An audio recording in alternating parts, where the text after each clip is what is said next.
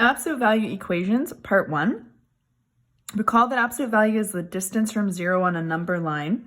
So for example, we can use this number line to help us solve the absolute value of x equals 2. So if you can picture 0, and we'll go a distance of 2 in both directions. If we were traveling to the right 2, we would go this way. Our answer would say, hey, there's a distance of 2. If I went to the left 2, I still went a distance of 2. So when we're solving these, what would happen is you would have two cases. You could say, take the x out of the brackets and just keep it positive, and you would get x equals 2, showing this scenario.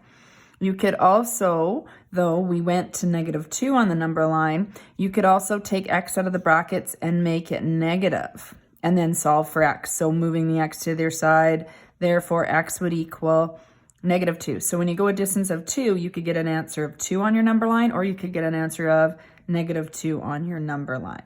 If you were to check your answers, we would substitute it back into the original question right here. So if I plug 2 in, 2 equals 2, that is true.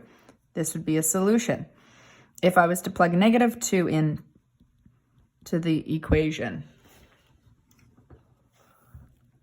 taking that out, I still get that. So this would also be true. So when you're checking your answers, this would be true to show that.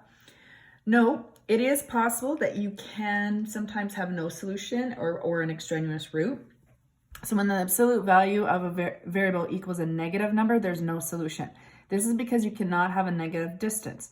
This is called an empty set. You may see just an empty set of brackets, or you may see this circular 0 with a line slash through it. So for example, this would not make sense. I can't have an absolute value set equal to a negative number, because if I was to take this variable out of the brackets, it would always equal a positive number.